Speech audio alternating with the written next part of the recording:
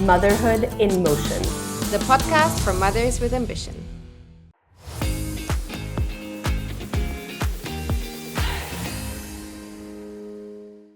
So welcome back to Motherhood in Motion, the podcast for ambitious mothers. I'm Anushka Kalyanpur-Deluca, the co-host here and founder of Nannies and More. And I'm Constance Munz, the founder of Both End, a Substack newsletter, and the co-host here on the podcast. And super excited to have Leilani here with us today. Leilani Rooks is a family and couples counselor. She works with individuals, couples, and families. And what she does at the core is to really help people build more authentic lives, which if you've been listening to us for a while, you'll know that that's exactly what we're trying to do here. So thank you so much, Leilani. I know you've spoken at several Nannies and More events before, and it's just always such an insightful experience hearing from you. So very happy to have you on the podcast today. Yeah, glad to be here. Thanks for having me. Thanks so much for joining. Maybe to start with, could you just give us a little bit of an understanding of what do you do? Who are you personally? Who are you professionally? And how do you come into this conversation? Sure.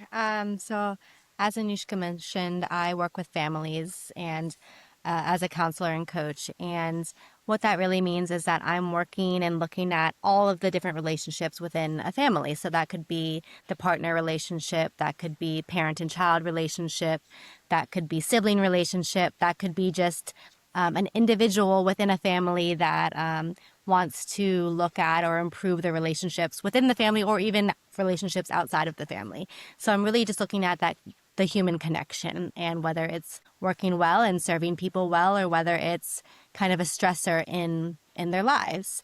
And this really crosses over between my personal and my professional life. My main kind of mission is just that, like, as humans, we need other humans. You know, like there's plenty of research that shows that humans really need each other. And it's also our biggest stressor, I'd say.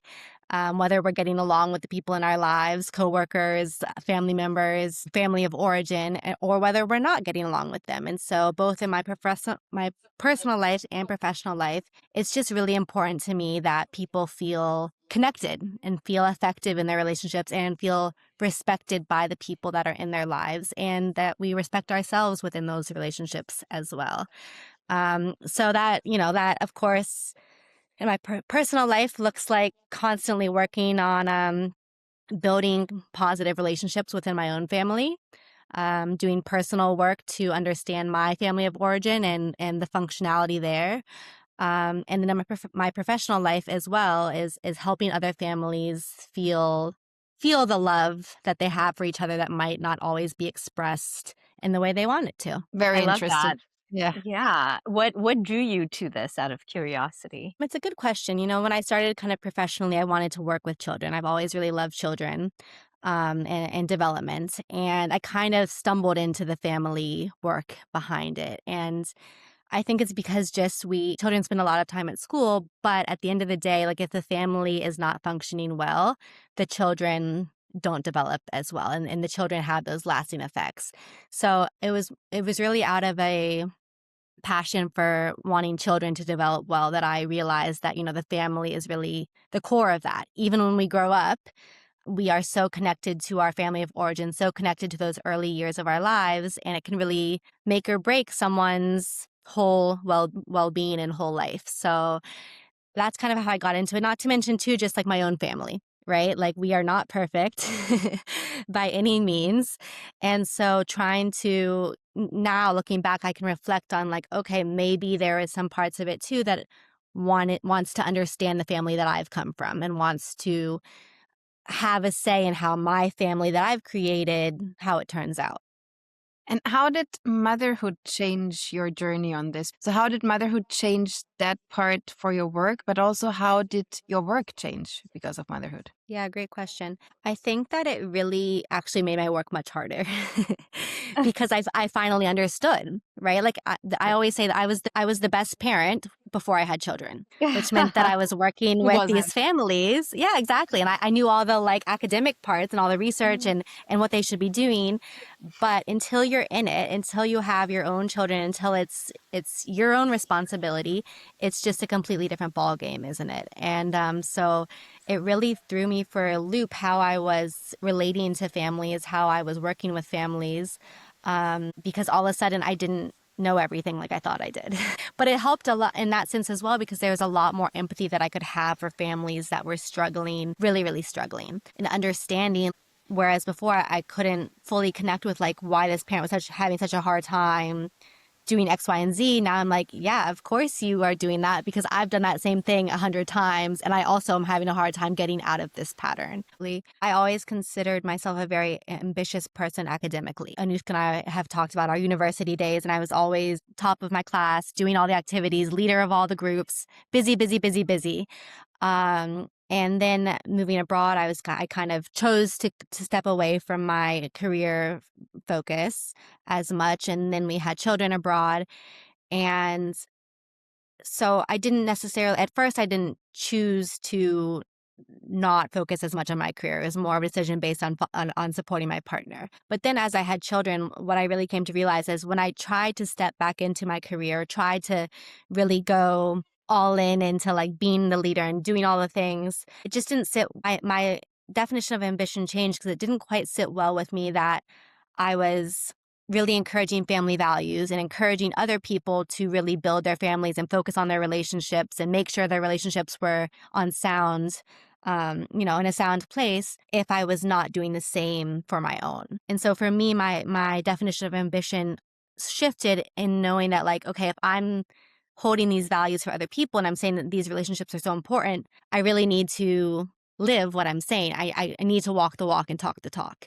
So for me, that ambition changed in that, like, I have to have this in a good place before I can help others to have their lives in a good place. And it doesn't mean that other people have to do what I did as far as spending more time with their children or focusing on that.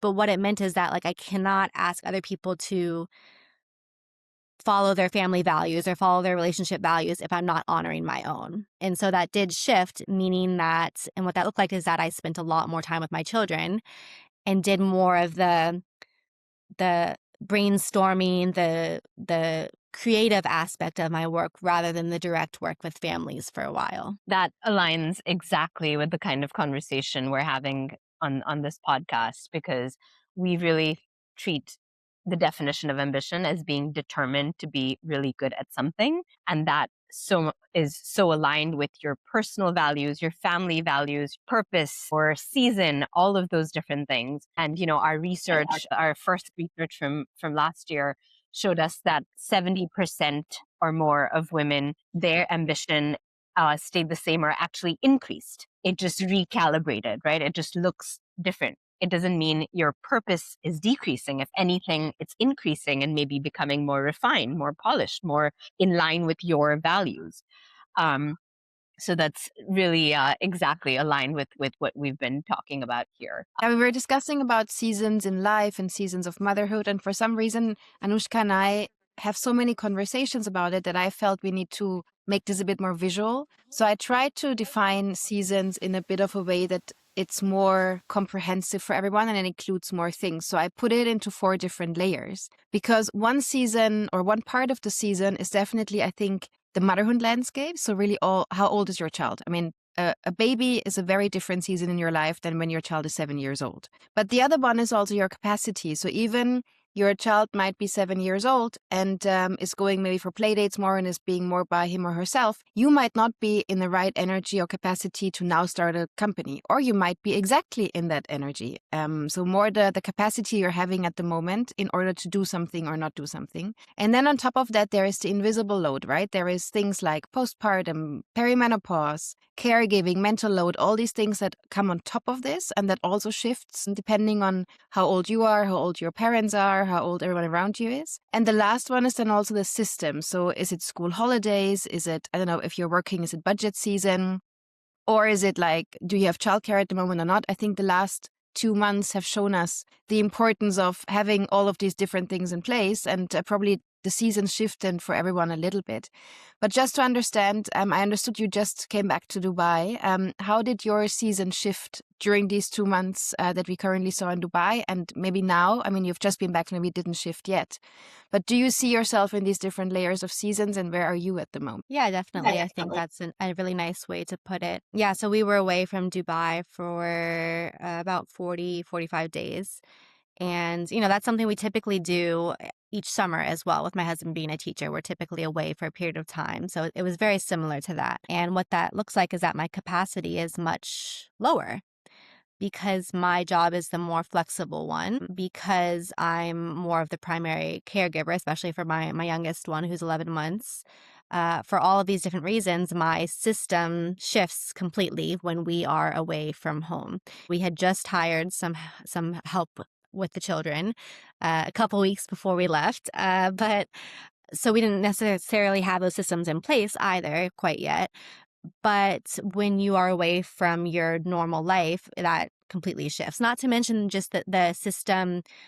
One thing, especially working in relationships, part of system that I'm really interested in my personal life and professional life, is the system of like your partner, right? Like what capacity do you have based on how supportive or not supportive is your partner when it comes to these shifts in seasons? And so while we were away, my partner was actually able to be more hands-on and more supportive because we were kind of all together. And at the same time, if I don't have a set schedule, of work, it automatically becomes that I have to be more flexible and go around everyone else's schedule, unless I make that time for myself, which, if I'm honest, I didn't as much.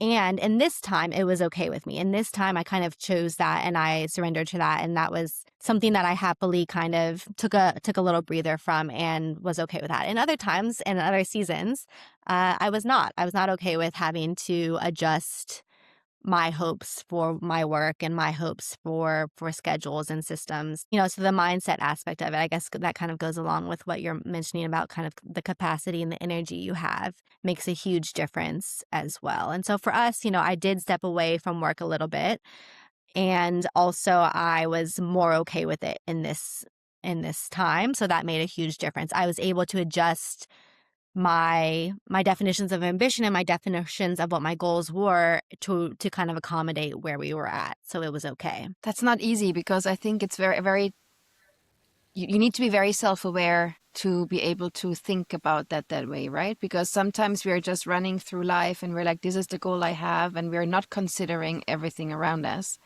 But being so self-aware to kind of say, this is now a special time and it's okay. And that doesn't mean I'm kind of falling behind on anything. I think this is really, really strong and very helpful for every mother if we could be that way. It's not the same all the time. Well, and look, that's a really hard perspective to have. And other people can tell you that as much as they want, but until you actually experience it yourself, it's much harder. For me, I think that I can have that perspective solely because I have 2 older children. Right. Wow. So for me, I do have a 7-year-old, I have a 5-year-old, I have an 11-month-old. I know how quickly the seasons do shift into, as you were saying, going to play dates and going to school and being more independent. And so even if my 11-month-old really needs me a lot, or my other children really need me a lot, I can imagine as a real reality in my head that it will not always be like this. And it will not be like this pretty soon from now. So even though it was frustrating that my children didn't have the systems and schedule they usually do, I knew that it wouldn't be forever. And it was a visceral feeling that I could understand this is temporary and this is a season and it will pass. And I know this because it has passed before. Yeah, that's so on point. Not just the right now and temporary aspect, but something else you said really stuck out to me. You said when you're away from your normal life, you kind of need to expect that these different pieces shift, right? And I think that's such a key part of this podcast. When we talk about motherhood in motion, we are talking about those changing roles, identities, etc., depending on your season and depending on these different factors changing, including geography. And I think for those of us who live in Dubai and are expats or global nomads, even if you're living outside of Dubai, there are so many people like that. And I think this shift between different geographies really changes how your support system looks, how your community functions, and those different pieces and people you can rely on, including these relationships that you clearly keep coming back to, which I think is such a critical piece of this conversation. So you're definitely the right person to be talking to today. Thank you, Leilani. Yeah. You mentioned something about, which I thought was very interesting, about the importance of partnership. I mean, to a certain extent, if you leave the country and if you go somewhere else, whether that's for holidays for an extended amount or whether that's just what we all did or what some of us did to leave the country now, you surrender to the systems you're going to, which might be very small, and your partnership becomes something way more important because it might be for a certain amount of time the only community you have at that point in time. And we discussed that community is such an important thing. Did you see this for your clients as well? Like we saw in our research that the partnership aspects was a big one, and that depending on how supportive the partners were, ambition even stalled for mothers because they just, like you said, they just didn't have time at the really go deep into their ambitions because there was so many other things to do. And whilst many women work a bit more flexibly, and I'm generalizing here, and men maybe have a more set in place job, a lot of work fell on the women. And so the partnership probably shifted a little bit than it would be when you have all the systems in place. Is there something that you had seen from your clients and your conversations that kind of highlighted that? Or I think that times like these are really significant and can have a really big long-term impact for relationships because to me, it's similar to why there's such a high divorce rate in divorce beginnings, paperwork filed after the holidays. And after COVID as well, right? We saw that with COVID is that when we have a lot of time with our families, with our partners, with our, extended family potentially, we either thrive and do better because we've got that quality time that usually we're too busy to connect, or it really highlights the things that are missing, the lack of support, the lack of connection, and especially for women and highly ambitious women, it really can highlight where the partner is not filling in the gaps or not willing to step up or not willing to try and be flexible with their own work so that the woman has to. And this is obviously a much larger conversation when it comes to that. But I do think that it's these times that require us, the whole family system, to be flexible can be really meaningful in understanding how well your partnership is functioning or not. And not receiving that support from your partner or even receiving acknowledgement potentially, because maybe your partner really doesn't have the flexibility. Maybe they don't. Maybe they're the primary breadwinner, so they have to really be strict. Okay, that's fine. But is there acknowledgement of those roles, of that relationship? Basically, is everyone getting what they need in some kind of way? And that'll look different for every partnership. But when we are kind of spending these extended periods of time together and we're closer together, whether it's because of we're staying in a hotel or family homes or whatever, when we are forced to really look at how our relationships are functioning, it can unfortunately highlight some ways that it hasn't been functioning for a while that can no longer be ignored. And so I do see that quite a lot. And I hear that quite a lot in my personal and in my professional relationships, how the last few months have really served to highlight positives in relationships and also highlight gaps that could more easily be ignored previously. we even had a Interesting. number in our survey that says 50% of the women said that more partner support as a top future priority would be important. And it's not a wish, it's like a structural need in order Yeah. to be able to still be also themselves, right? Because you default then into giving everything to others if there is no other support, but you also need to still be yourself and have your own space. Yeah. Yeah, and Yeah, if you don't and have that, if 81 you can't fight for that, then it's really a problem. Yeah, exactly. 81% of the respondents from our recent survey since this current scenario actually reported having absorbed the caregiving alone. That's 81% of the mothers. And I think that goes back to what you were saying earlier about being the default parent or the primary caregiver. So what do you say in those scenarios? How can we ensure that you made a really important point that it's these times that can actually have lasting impacts on the partnership? It could be resentment, it could be different long-term impacts. So how would you guide mothers, families to kind of avoid that? I think that it really comes down to using your ambition and that drive to know what you need, be really clear about what you want, what you need, and standing up for yourself. And that sounds like kind of harsh language when it comes to especially a romantic relationship where we don't want to have to stand up for ourselves, or it feels like that's too divisive. But that's really what it comes down to, is that you're protecting your time, you're protecting your energy, and it doesn't mean your partner is a terrible person, doesn't mean your children are terrible people, but naturally it can be really easy to infringe on mother's time. And mother's time is not valued the way that it should be in our families, in our society. And so for us as women, understanding that and knowing that, no, I deserve these few hours to get done what I need to get done. And nothing is going to change that. And my partner is capable, or if he's not capable, I'm going to get the systems in place to cover that, no matter where we are. And really having those boundaries and being able to stand up for what you need in the relationship and in the family, and not feeling bad about that, and not feeling guilty about that, and not backing down because someone questions it, whether that's your partner or your children or whomever. If I say I'm waking up and going to get some work done or going to do whatever, that's what I'm going to do. And unless someone is really bleeding out or something like that, unless it's a true emergency, they're going to be okay, and they're going to figure it out, and that's how it's going to go. Yeah, it's such a great reminder. Boundary setting is not my strong suit, I could tell you. But if you think about your practice, and coming back to what you just said, that use your ambition to kind of set these boundaries and be clear. So if you think about about your clients, does an ambitious mother look different from what people expect? I think that it doesn't always, yes, get identified as ambition, right? I would say that even a mother coming in to seek support for their child and really standing up for them and advocating for their child, that's ambition to me, right? Absolutely. That is something that is important to them, and they're sticking up for themselves, sticking up for their child, getting the support that they need.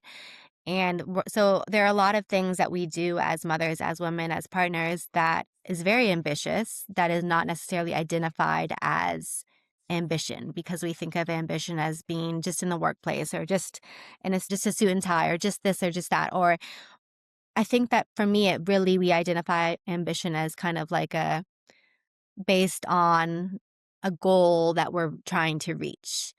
Whereas when I'm working with clients, or I'm, speaking with women especially, ambition is much more of a feeling. It doesn't always look like something that is, I did this project and it's done and I turned it in or whatever. It can be I felt proud that I got all the kids out of the house today.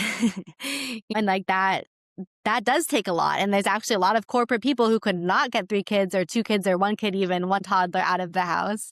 And so it comes down to much more of the feelings of your goals, rather than a pretty little package that can be assessed or evaluated or turned into a client and I think that's important when it comes to mothers, is that your goals often look like feelings of what you're accomplishing, and not necessarily a pretty little package to be turned in.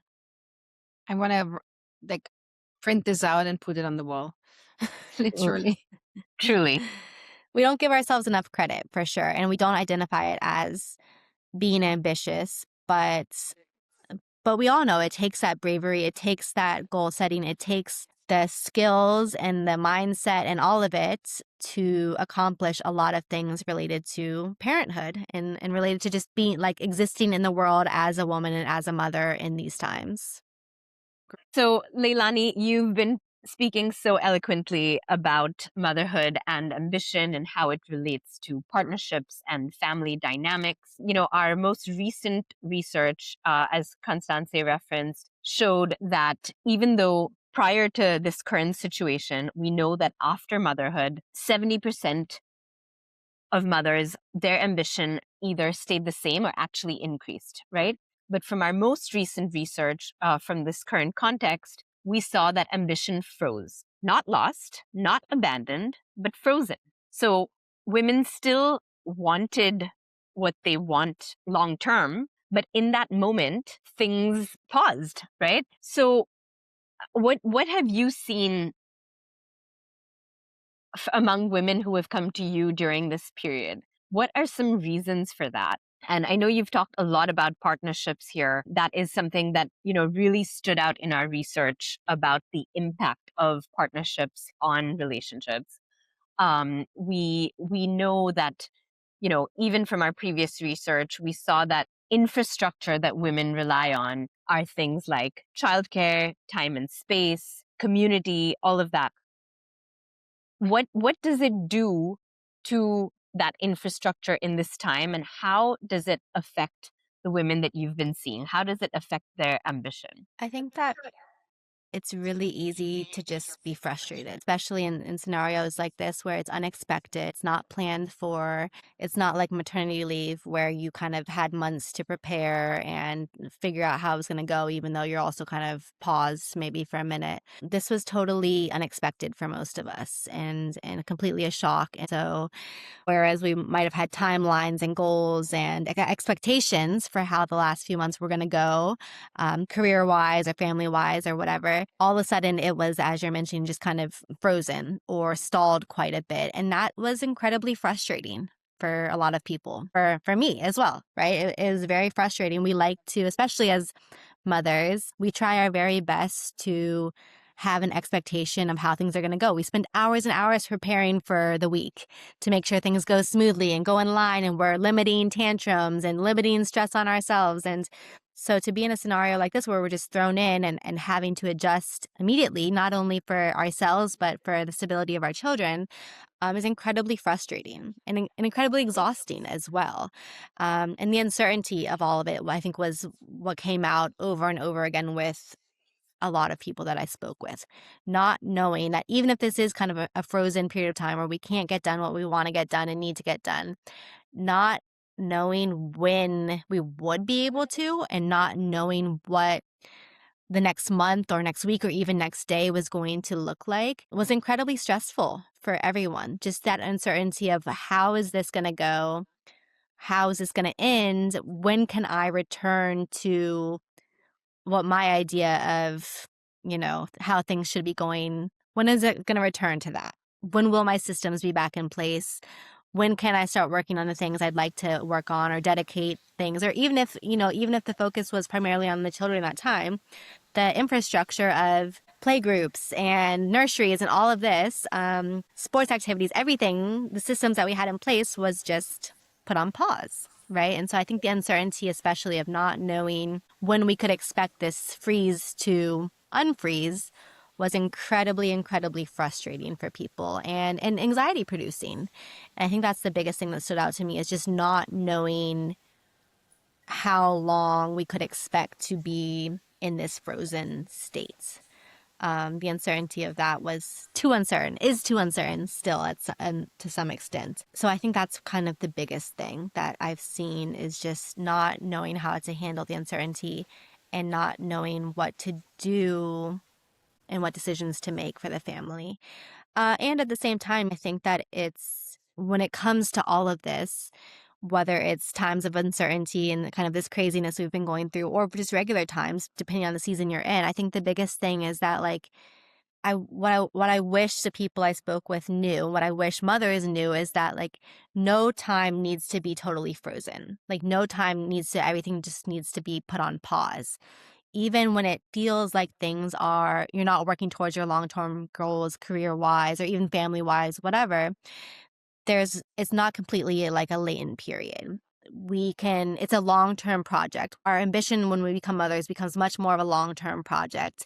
And at any given point, we can be brainstorming and dreaming and processing. And even when we're with our children all day long, and in the years that I was with my children from morning till night and too exhausted after bedtime to do anything, those were the prime years that I spent daydreaming, but also writing things down and planning and plotting, really, to be able to get to it eventually. And so even in these frozen times, even these last few months, like, it doesn't have to be nothing. And that's what I kind of wish people would really hold on to.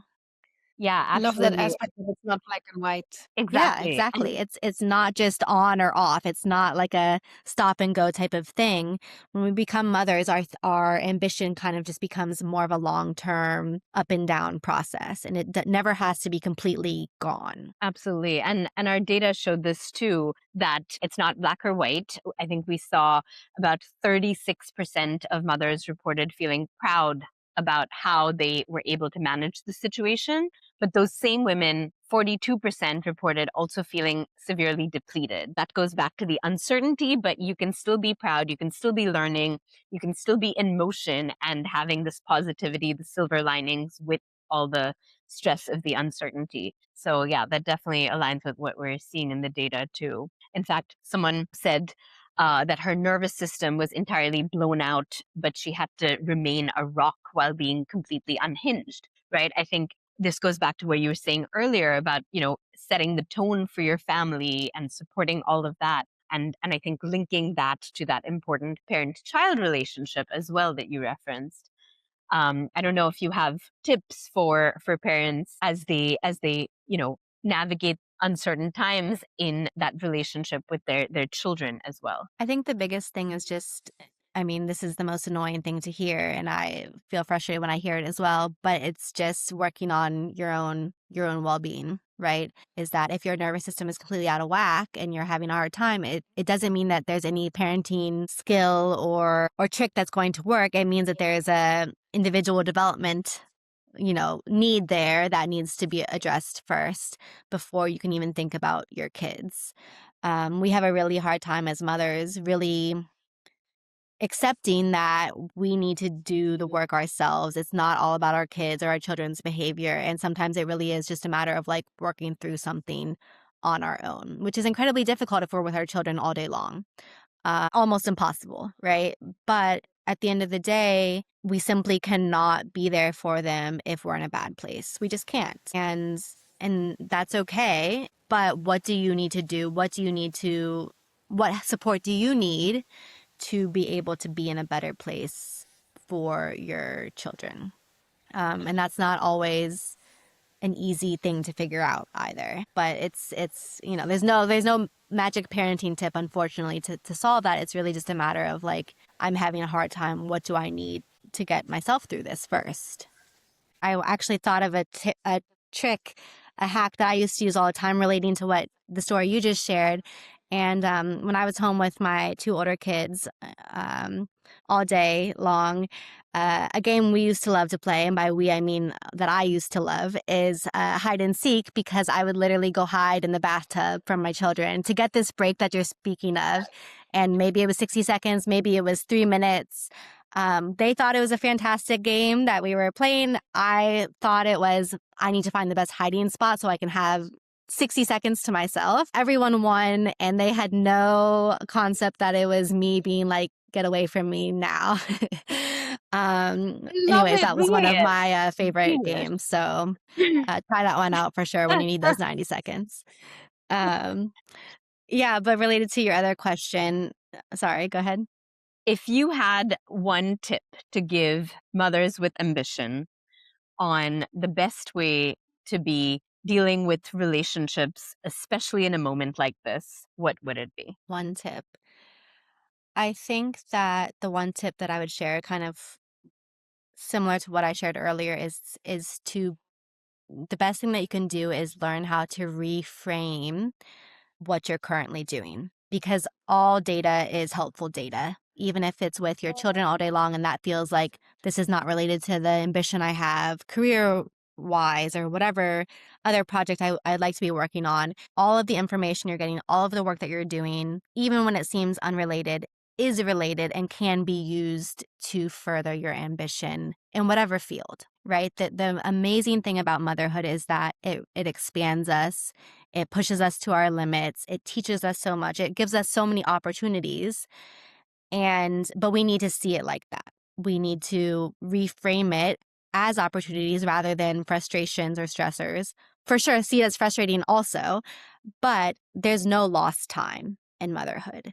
It can always teach us something. It can always prepare us for something. It can always build the skills that we want to use in our careers or in our other relationships. There is no time that's wasted in motherhood that cannot be used for preparing and brainstorming and creating the future you want in your career or in your other arenas of life. And that's the amazing thing about motherhood, is that it's a constant growing process, but it doesn't just help us grow in the motherhood sphere. But we do need to pick up on that. We do need to reframe it like that. And we do need to kind of reflect and process in that way to really hold on to all the nuggets that it is providing us on a regular basis, and really see it as a time of professional growth and of personal growth and of relational growth. Our relationships with our families are the most trying, the most rewarding, and they can give us so much to use outside of our family as well, if we know how to translate those skills and what we're getting from them. I hope that makes sense. There is no lost time in motherhood. Honestly, what a sentence. It's, I think every mother could have this every day somewhere in her fridge or somewhere to just see it every day. Yeah, and it's hard to remember, right? When we're just doing the most mundane things like helping in the bathroom and cooking the same meal we've cooked 1,000 times, it feels like it's lost time, or it's not using the time how we always want. But there's always something there's always a skill to be built or something to be planned or dreamed of in those moments as well. Absolutely. No, that's fantastic. Okay.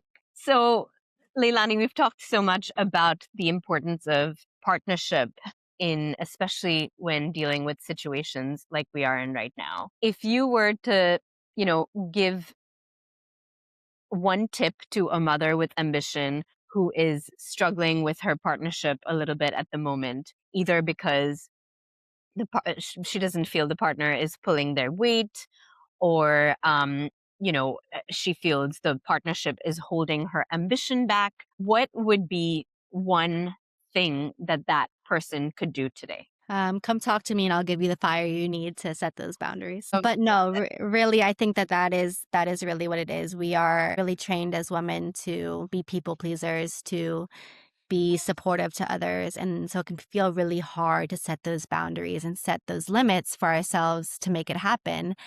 It takes a bit of assertion. It takes a bit of, not aggression, but it takes some fire sometimes. And for a lot of women, that's really hard to be willing to try, and it feels too abrasive, but sometimes that's just what is needed. You can be soft and a good partner and still be strong with asserting your needs at the same time, and that's really what it comes down to.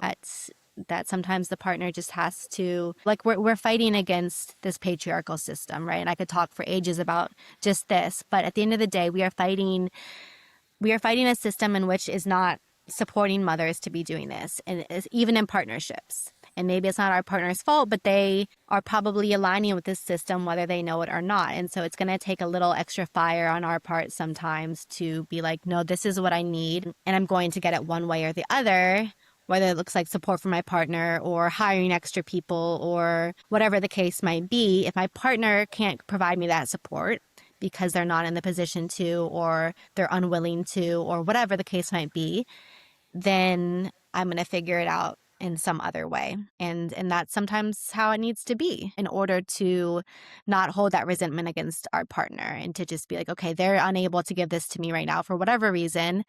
I'm going to make it happen anyways because I deserve that. Great insights from you, Leilani. Thank you so much. Really appreciate it.